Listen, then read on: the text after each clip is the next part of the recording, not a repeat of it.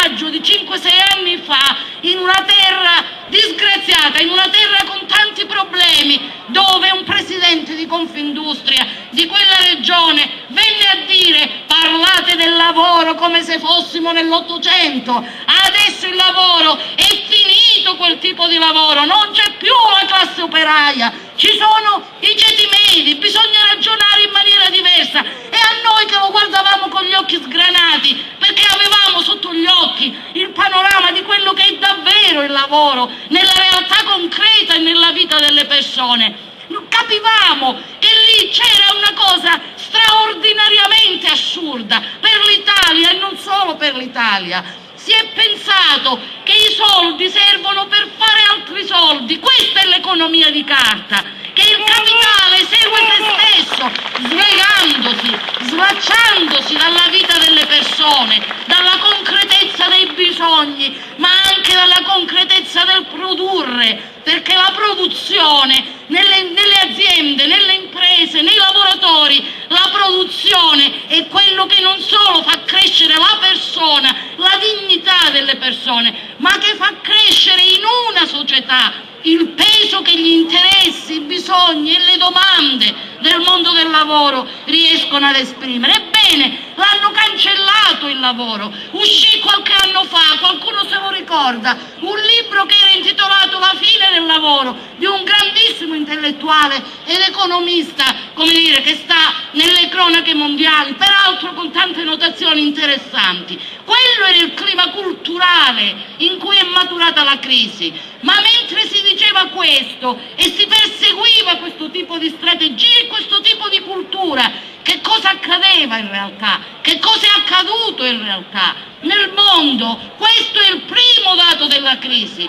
Vorremmo che se lo mettessero in testa tutti. Quello che è accaduto nel mondo, la cosa più profonda, è che sono cresciute le diseguaglianze. Questo mondo è diventato più ingiusto, le diseguaglianze tra paesi, le diseguaglianze tra etnie, le diseguaglianze tra nazionalità, e dentro l'Italia, dentro questo paese che ha fatto la resistenza e che ha costruito una Costituzione fondata sul lavoro, che ha pensato di edificare una Repubblica che avesse al cuore, al suo centro, il lavoro e il suo valore. Questo paese oggi si ritrova con una situazione per cui i pochi ricchi sono sempre più ricchi e crescono i poveri, ma non gli ultimi solamente, quei famosi ultimi di cui si parla con un termine che a me non piace molto, cioè persone in difficoltà. Sta accadendo una cosa di cui forse bisognava accorgersi prima e che CGIL, CISL e UIL hanno detto insistentemente prima,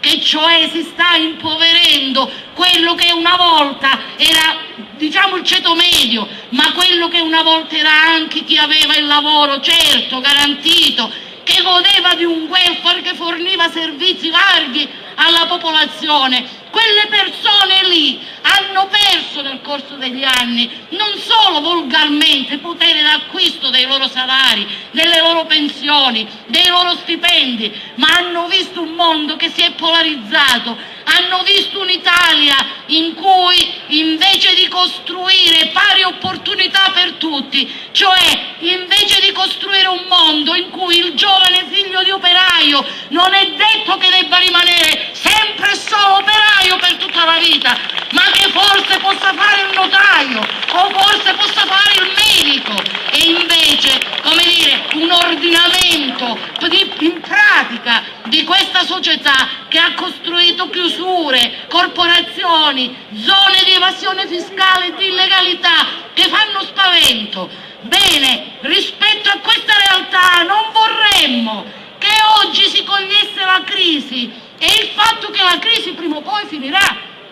perché è evidente a tutti, sarà fra un anno, sarà fra due, non sappiamo, che la crisi prima o poi finirà. E forse oggi è il momento di discutere di come dovrà finire e dove dovremo andare, la porta di cui diceva il sindaco all'inizio. Ma non vorremmo, ripeto, che invece ci fosse la soluzione della crisi dalla parte dei furbi, cioè dalla parte di coloro che invece pensano che vabbè, passata la nottata si può ritornare a più di prima e meglio di prima per loro. Perché? Perché pensano al fatto che, anzi, ci sarebbe una cosa in più: l'allarme sociale della crisi, i disastri che provoca la crisi, il fatto che gli stati, tutti gli stati, sono dovuti intervenire a sostegno delle banche, a sostegno delle realtà finanziarie. Dice vabbè, in una situazione di allarme sociale sarà pure accettato che pur di salvare un'azienda